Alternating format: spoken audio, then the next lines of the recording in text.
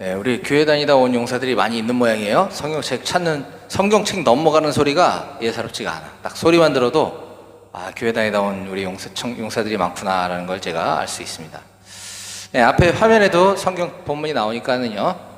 네, 우리 함께 소리내서 같이 함께 맞춰가면서 읽어보도록 하겠습니다. 다 같이 시작. 예수께서 이르시되 여자여 어찌하여 울며 누구를 찾느냐 하시니 마리아는 그가 동산지기인 줄 알고 이르되 주여 당신이 옮겼거든 어디 두었는지 내게 이르소서 그리하면 내가 가져가리이다.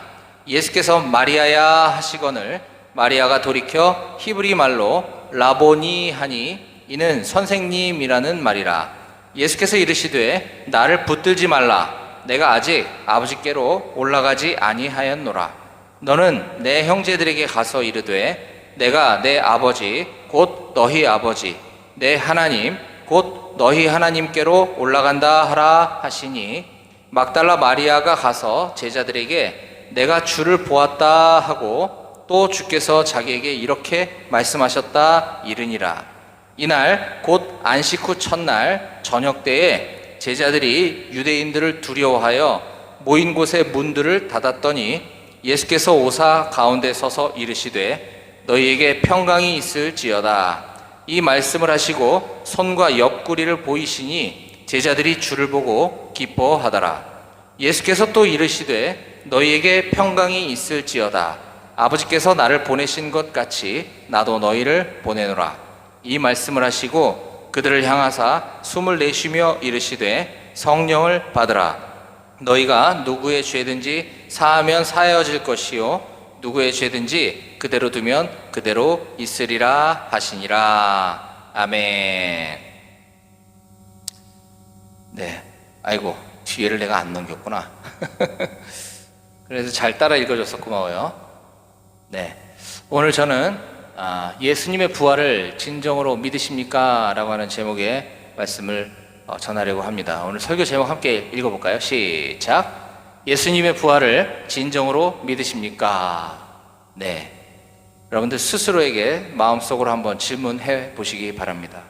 오늘은 기독교 절기 가운데 굉장히 중요한 절기 중에 하나인 부활주일입니다. 구약에서부터 많은 절기들, 명절들이 있었고 또 변천되어 왔지만 오늘날의 개신교는 1년에 성탄절, 예수님 탄생하신 날과 예수님 십자가에 죽으셨다가 다시 부활하신 날, 성탄절과 부활절을 가장 큰 절기로 삼고 있습니다. 물론 맥주감사주일, 추수감사주일, 어린이주일, 어버이주일 많이 있지만 이처럼 우리 개신교는 그리스도의 한자어가 기독이거든요. 그리스도, 예수교죠. 예수교. 우리는 예수님이 중요합니다. 그래서 예수님 태어나신 날과 부활하신 날을 중요한 절기로 지키는 것이죠. 예수님은 고난주간, 지난주에 제가 설교했지만 월요일부터 금요일까지 계속 이제 어려움을 겪으시고 금요일날 밤에, 금요일날 낮에 십자가에 달려서 사형을 당하십니다. 그래서 십자가에 죽으시고 금요일을 포함하여 금, 토, 일 3일째 되는 날 일요일 날 부활하신 겁니다. 그래서 우리가 예수님 부활하신 날을 기념하여 주일, 주님의 날이라고 해서 일요일을 지키고 있는 것이죠. 그래서 특별히 그 일요일, 주일 중에서도 오늘은 지지난 날 금요일 날인 성금요일이라고도 하죠.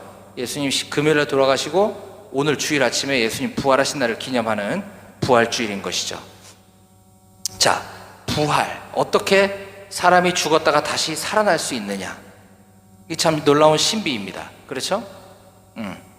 근데 부활은 또 실제이기도 해요. 예수님이 부활하신 것을 성경에 의하면 수많은 사람들이 목격을 했고 또 부활하신 예수님이 또 다니시면서 많은 사람들에게 부활하신 당신을 보여주셨고 했기 때문에 예수님의 부활은 반드시 실체이고 실제 사실입니다.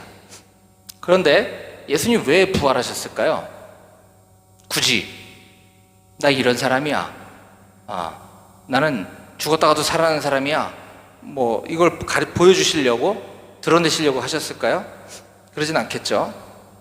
예수님의 부활은 장차 언젠가 우리 모든 사람은 반드시 한 번은 죽게 되는데, 그 죽음이 끝이 아니라 그렇다고 뭐 죽었다가 다시 강아지로 태어나는 뭐 이런 윤회 이런 게 아니라, 죽었던 사람이 마지막 날 예수님 재림하여 다시 오실 때 다시 부활한다라고 하는 사실을 우리는 믿는 것입니다. 자, 예수님의 부활만 믿는 것이 아니라 우리 모든 인간도 부활한다는 사실을 반드시 믿으셔야 해요. 이건 제 얘기가 아니라 성경 고린도전서 15장 17절에 보면, 17절 이하를 보면 앞에 띄워놨지만 한번 제가 읽어드리겠습니다. 그리스도께서 다시 살아나신 일이 없으면 너희의 믿음도 헛되고 너희가 여전히 죄 가운데 있을 것이요, 또한 그리스도 안에서 잠자는 자도 망하였으리니. 자, 예수님이 다시 부활하시지 않았으면 우리 믿음이 필요 없다는 거예요. 부활하지도 않고 죽은 사람을 왜 믿냐는 거지.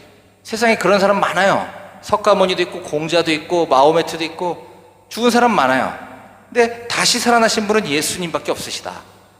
그 일이 가짜였다면, 아니었다면 우리 믿음은 허망한 것일 거라는 거예요. 또한 그리스도 안에서 잠자는 자라고 한 것은, 성경은 죽었다라는 것을 잠잔다라는 표현을 씁니다. 그래서 이제 드디어 등유가 떨어졌다, 이제 막 끓음밖에 안 올라오네, 그죠? 자꾸 꺼진다. 이제는 꺼도 될 것 같아. 네, 그래요. 오늘 아침에는 영하 기온 떨어졌는데 지금 낮 되니까 조금 온도가 올라갔어요. 그리스도 안에서 잠자는 자도 망하였다. 죽은 자들은 부활해야 되는데 부활하는 줄 알고 있었는데, 예수님 부활하시지 않으셨다면 우리도 부활이 없기 때문에 망했다는 거예요. 끝났다는 거예요. 그냥 부활이 있다는 거죠. 19절, 만일 그리스도 안에서 우리가 바라는 것이 다만 이 세상의 삶뿐이면 모든 사람 가운데 우리가 더욱 불쌍한 자니라. 우리가 기독교가 믿는 종교는 영원한 생명을 믿는 종교입니다. 근데 단지 우리가 이 세상에서 그냥 잘 먹고 잘 사는 것 뿐이라면 우린 불쌍한 사람이라는 거예요. 왜요? 이 세상에서 잘 먹고 잘 살려면 이 시간에 나가서 놀고 즐겨야지, 굳이 예배드리고 굳이 성경을 읽고 기도하고 할 필요가 없다는 거죠. 불쌍한 거예요, 그러면. 그러나 이제 그리스도께서 죽은 자 가운데서 다시 살아나사 잠자는 자들의, 죽은 자들의 첫 열매가 되셨도다. 사망이 한 사람으로 말미암았으니 죽은 자의 부활도 한 사람으로 말미암는도다. 아담 안에서 모든 사람이 죽은 것 같이 그리스도 안에서 모든 사람이 삶을 얻으리라. 아멘. 예. 아담이 하나님의 명령을 거역하고 죄를 지어서 그 죄가 오늘날 우리에게까지 왔죠. 이걸 원죄라고 합니다. 아담 안에서 모든 사람이 죽었다라는 건 그 뜻이에요. 마찬가지로 그리스도 한 사람으로 말미암아 모든 사람이 삶을 얻었다라고 하는 것입니다. 이처럼 우리는 언젠가 주님이 다시 오신다는 사실을 믿는 사람들이고, 예수님 다시 오실 그때에 모든 죽었던 자들이 이미 땅속에서 부패하고 썩어졌어도 다시 부활하는 것입니다. 이 사실을 반드시 믿으시기 바랍니다. 자, 그래서 교회에서는 성탄절과 부활절을 지키는데, 안타깝게도 오늘날 성탄절과 부활절의 의미가 굉장히 많이 퇴색돼 버린 것을 봅니다. 성탄절은 예수님이 왜 이 세상에 인간의 모습으로 오실 수밖에 없었고, 그것도 말구유라고 하는 낮고 낮은 천하고 천한 곳에서 태어나실 수밖에 없었고, 그것이 나에게 어떤 의미가 있고 왜 예수님이 죽으셔야만 했는지, 이거를 기억하고 감격해하고 감사하는 삶을 살아내야 되는 것이 성탄절인데, 오늘날에는 성탄절 그러면 그저 즐거운 축제, 파티, 사랑하는 연인과의 행복한 시간, 추억 만드는 거, 이런 거에만 지금 신경이 쓰여 있다는 것이죠. 우리의 관심이 완전 바뀌어버린 겁니다. 부활절도 마찬가지입니다. 부활절 그러면 계란밖에 생각이 안 나요. 그러지 않나요? 네, 물론 저도 오늘 계란을 준비해 왔습니다만, 부활절 그러면 교회 다니는 사람들이 계란 나눠주는 날이구나, 이렇게 인식되어져 버려 있습니다. 물론 계란이라고 하는 저 도구는 부화죠. 사실 그 병아리가 부화되는 거잖아요. 어쨌든 이 계란이라는 의미가 부활절에 나눠주는 거랑 연상은 되어 있기 때문에 저걸 우리가 전도의 기회로 잘 활용하면 뭐 나쁘지 않습니다. 근데 그냥 계란 나눠주는 날 이렇게 끝나버리면 그건 부활절이 아닌 거예요. 여기서 조금 더 열심히 있는 사람들은, 또 교회는 지난 한 주간을 예수님 고난 주간에 우리도 예수님의 고난과 부활에 동참하자라는 의미로 하루에 한 끼씩 금식해서 뭐 이렇게 하자든지, 또는 미디어 금식 그래가지고 스마트폰을 뭐 일주일 동안 보지 말자든지, 인터넷을 하지 말자든지, 뭐 이런 것들을 많이들 하곤 합니다. 미디어 금식, 뭐 고난 주간 한 끼 금식, 뭐 좋습니다. 뭐 그렇게 하면서 우리가 예수님의 고난과 죽으심 부활을 묵상할 수만 있다면 나쁘지 않은 방법 중에 하나일 것 같아요. 근데 하지만 저는 그렇게 하다 보면 우리는 나도 예수님의 고난에 뭔가 함께 동참했어 라고 하는 생각이 들까봐 우려스럽습니다. 고작 하루에 한 끼 금식하는 거 가지고, 고작 내가 좋아하는 핸드폰 안 보는 거, 그것이 과연 예수님의 고난과 무슨 상관일까?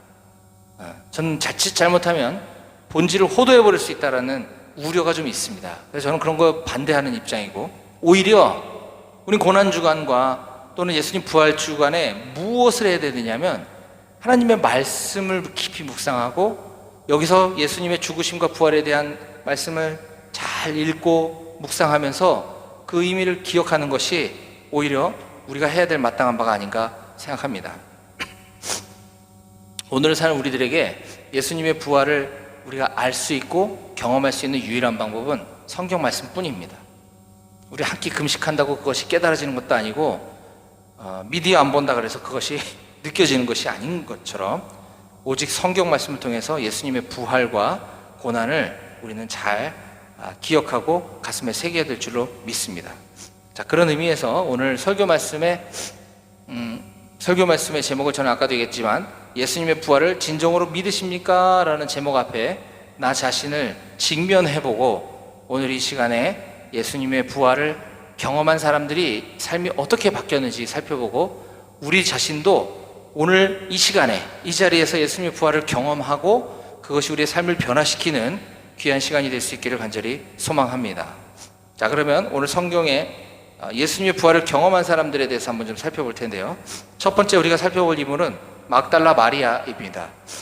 요한복음 20장 1절에 같이 읽어봅시다. 시작. 안식 후 첫날 일찍이 아직 어두울 때에 막달라 마리아가 무덤에 와서 돌이 무덤에서 옮겨진 것을 보고, 아까 얘기했던 것처럼 예수님 금요일날 돌아가셨습니다. 토요일날은 안식일이라고 하죠. 유대인들에게는 안식일. 유대인들에게 안식일은 예수님께서 안식일을 기억하여 거룩히 지키라 라고 하는 이 십계명을 오해하고, 이게 시간이 흐르는 동안 화석처럼 굳어져 버려서 안식일날은 아무것도 해서는 안 되는 줄 알고 있었습니다. 일도 해서는 안 되고 어디 이동해도 안 되고 안식일은 꼼짝 말고 있어야 되는 날이라고 생각했기 때문에 유대인들이 다 그랬어요. 안식일날 이동하면 처벌받았어요. 따라서 막달라 마리아도 예수님을 너무나 사랑하고 존경했는데, 예수님 돌아가셨고 예수님 장사 지낸 무덤에 빨리 가보고 싶은데 토요일날은 안식일이기 때문에 갈 수가 없었던 거죠. 그래서 안식일 지나자마자 안식 후 첫날, 이것이 일요일입니다. 일요일 아침 일찍, 아직 어두울 때, 새벽이죠. 새벽 해도 뜨기 전에 예수님 무덤으로 달려갔더니 무덤 입구를 막고 있던 돌문이 옮겨져 있는 것을 보았다는 거예요. 깜짝 놀랐겠죠. 자, 2절에 막달라 마리아가 시몬 베드로와 예수께서 사랑하시던 그 다른 제자에게 달려가서 말하되, 사람들이 주님을 무덤에서 가져다가 어디다 옮겼나 봐요. 근데 어디로 갔는지 모르겠어요. 이렇게 지금 얘기하고 있는 거예요. 여기 베드로는 실명을 언급하고 있는데, 예수께서 사랑하시던 그 다른 제자, 이거는 요한복음을 기록한 요한 자기 자신을 얘기하는 겁니다. 자기가 요한복음을 쓰면서 자기 이름을 쓰기가 좀 민망했었던 것 같아요. 자기 이름은 잘 안 적고 예수님께서 사랑하시던 제자 이렇게 표현하거든요. 즉 막달라 마리아는 지금 베드로와 요한에게 달려가서 예수님의 시체가 사라졌다라고 지금 얘기하고 있는 겁니다. 자, 그러자 그 두 제자들 베드로와 요한은 예수님이 무덤에 달려가서 살펴봤더니 정말 막달라 마리아 말처럼 예수님 시체가 없어졌더라 라고 하는 장면이 요한복음 20장 10절까지 계속해서 기록되어져 있습니다. 그래서 막달라 마리아는 빨리 예수님을 찾아가 보고 싶었는데 예수님의 시신이 사라져 버렸기 때문에 엄청 당황스럽고 지금 망연자실해 있는 상황 가운데 21절에서 마리아가 무덤 밖에 서서 울고 있었다라고 성경이 기록합니다. 얼마나 속이 상했으면 엉엉 울고 있는 거예요. 그러면서 혹시나 해서 몸을 구부려 무덤 안을 보고 또 보고 내가 잘못 본 게 아닌가? 진짜 없어졌나? 계속 지금 그러면서 울고만 있는 거죠. 자, 그랬더니 더 놀래 자빠질 일이 벌어집니다. 12절에 흰옷 입은 두 천사가 예수의 시체 뉘었던 곳에 하나는 머리편에 하나는 발편에 앉았더라. 천사들이 이르되 여자여 어찌하여 우느냐? 그랬더니 마리아가 사람들이 내 주님을 옮겨다가 어디 뒀는지 내가 알지 못하기 때문입니다 라고 지금 천사와 대화를 주고받고 있어요. 근데 더 놀래 자빠질 일은 14절에 이 말을 하고 뒤로 돌이켜 예수께서 서 계신 것을 보았으나 예수이신 줄은 알지 못하더라. 안타깝습니다. 이 드라마의 한 장면 같지 않나요? 사랑하는 사람을 잃어버리고 지금 꺼이꺼이 울고 있는데 지금 내 눈앞에 나타났는데 이 사람이 그 사람인 거지 못 알아보고 있는 이 상황인 거예요.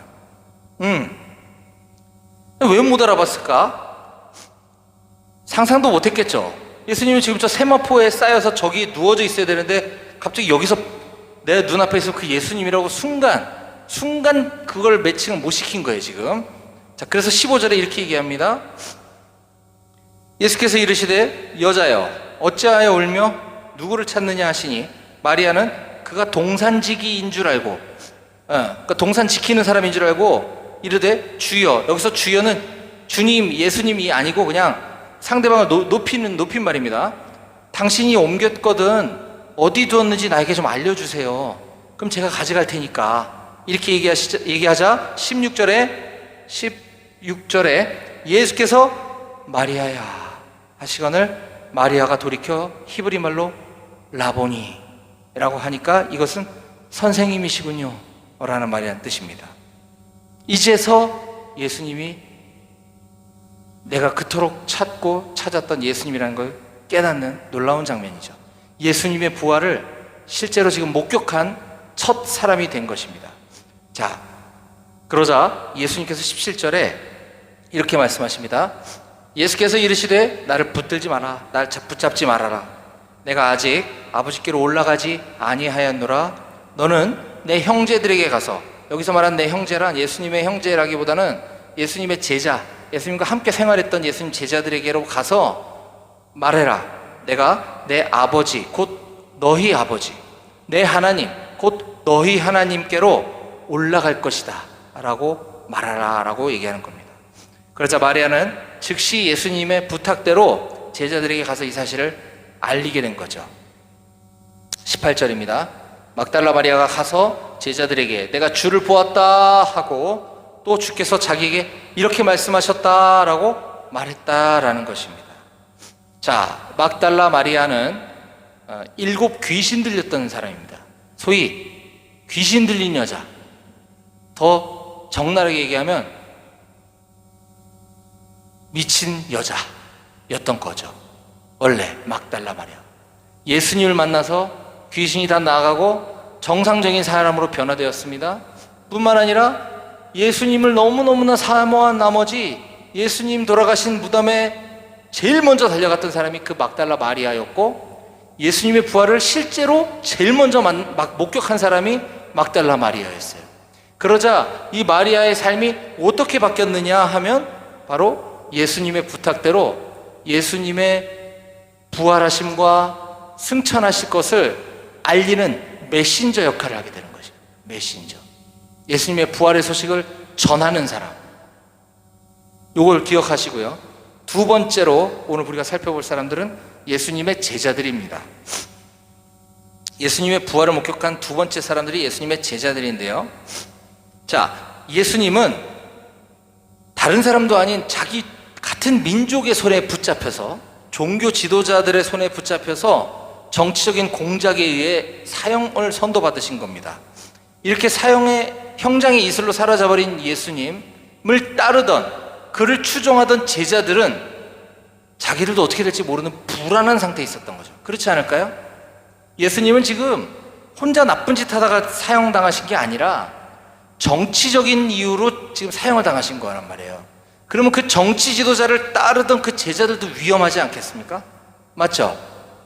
그래서 지금 제자들은 엄청 두려워 떨고 있는 거예요. 자기들도 언제 법원에서 부를지 모르는, 자기들에게도 어떤 형이 떨어질지 모르는 지금 이런 두려운 상황 가운데 그들은 꼭꼭 숨어서 문을 닫고 있었다. 왜? 스승이신 예수님이 사형당하셨으니까 라고 19절 어디 갔나? 19절에서 기록하고 있는 겁니다. 이날 곧 안식 후 첫날 저녁 때 제자들이 유대인들을 두려워하여 모인 곳의 문들을 닫았더니, 갑자기 왜 유대인들이 두려웠냐? 제가 지금 설명한 그런 것들 때문이라는 거죠.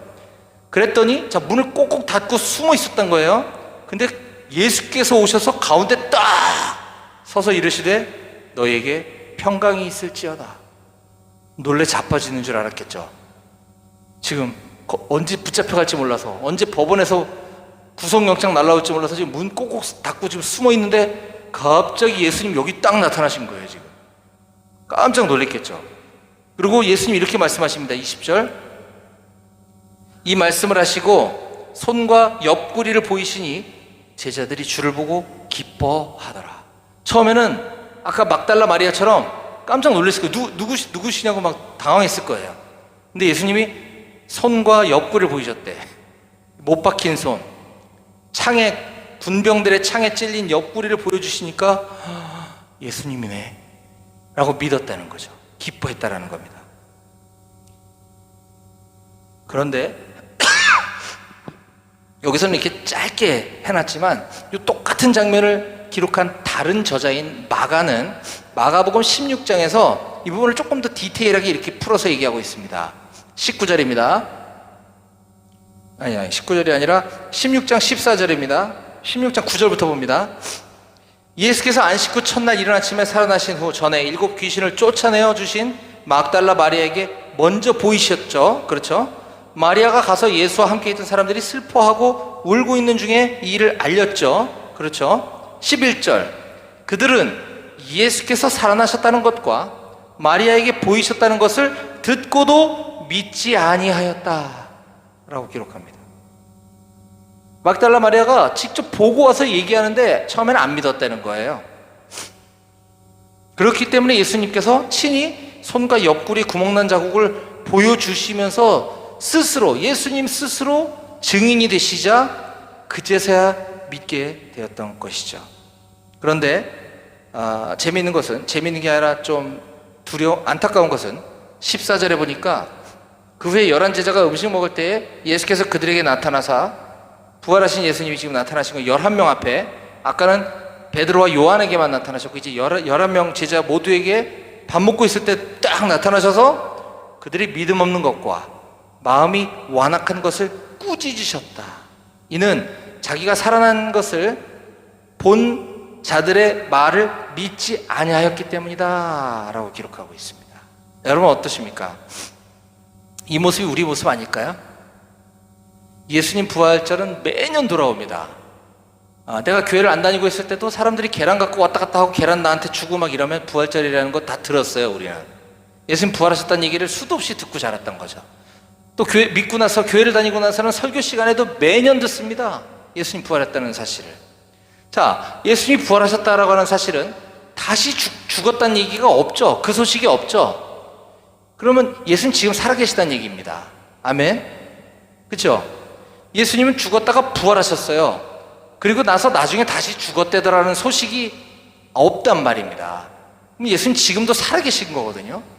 그 예수님이 두 눈을 시퍼렇게 뜨고 저와 여러분들이 어떻게 사는지를 다 보고 계신단 말이에요. 예수님의 부활을 믿는다면 우리가 이렇게 살 수 있을까? 한 번쯤 생각해 봐야 됩니다. 제자들이 예수님의 부활에 대한 소식을, 많은 사람들이 예수님 자기가 살아난 것을 직접 본 사람들이 와서 얘기해 줬음에도 불구하고 믿지 아니하여서 예수님이 제자들을 믿음 없는 것과 마음이 완악한 것을 꾸짖으셨다, 혼내셨다라고 하는 사실입니다. 자, 이 부분을 우리가 잘 기억해 줘야 될 필요가 있습니다. 또한 오늘 이 마가복음과 요한복음에 기록된 이 예수님 부활 장면을 기록한 것을 보면서 우리가 반드시 알아야 되는 중요한 사실이 있습니다. 제자들이 막달라 마리아가 예수님의 부활을 어떻게 믿게 되었나? 자, 예수님이 부활할 거다라는 얘기는 이미 예수님 생전에도 십자가에 달려 죽으시기 전에도 무수하게 제자들에게 얘기하셨었어요. 나 곧 십자가의 길을 가게 될 거야. 근데 내가 사흘 만에 성전을 다시 질 거야. 내가 사흘 만에 다시 부활할 거야 라고 수도 없이 얘기하셨고, 굳이 예수님이 얘기 안 하셨어도 구약의 예언서에 그것이 이미 수백 년 전에 다 기록되어 있었음에도 불구하고 제자들은 그걸 믿지 못했단 말이에요. 근데 어떻게 하다가 믿게 되었나? 바로 예수님이 찾아가 주시니까 믿게 된 겁니다. 이게 중요합니다. 여러분들이나 저나 처음에는 예수님의 부활이 안 믿어질 수 있어요. 그거 어떻게 믿어? 아까 얘기했듯이 인류 역사상 사람이 죽었다가 다시 살아나는 역사가 없는데, 내가 직접 본 적도 없는데 그걸 어떻게 믿어요? 잘 안 믿어지는 게 정상일 수 있습니다.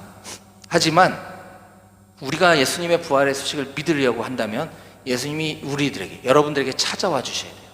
그걸 믿게 도와주셔야 됩니다. 이거는 우리 쪽에서 무언가를 할 수 없고 예수님께서 일방적으로 찾아와 주셔야지만 믿음이 생긴다고 하는 사실을 오늘 우리는 막달라 마리아와 제자들을 통해서 우리가 깨달을 수 있습니다. 그렇다고 한다면 그럼 우리는 뭐 해야 되느냐? 그냥 가만히 있어요? 예수님 오실 때까지? 그럼 예수님 안 오시면 어떡해? 그럼 우리는 구원 못 받는데, 믿음이 안 생겼으니까. 그렇죠? 우리 믿음이 생겨야 구원을 받는 거고, 우리가 믿음이 생기려면 예수님 와주셔야 된다 그랬어요? 그럼 우리는 해야 될 게 딱 하나죠. 예수님께 만나달라고, 저를 만나달라고, 저에게 믿음을 달라고 간절히 구해야 됩니다. 우리가 해야 될 건 그거밖에 없어요. 다른 그 어떤 기도 제목보다 우선돼야 될 건, 예수님, 제가 예수님을 믿게 도와주십시오. 제가 예수님의 부활을 실제로 경험하고 느끼고 깨닫고 믿어질 수 있도록 도와주십시오 라고 간절히 구하셔야 합니다. 왜냐? 그 사실이 믿어질 때에만, 그걸 믿는 사람들만 영원한 생명, 구원이 기다리고 있기 때문입니다.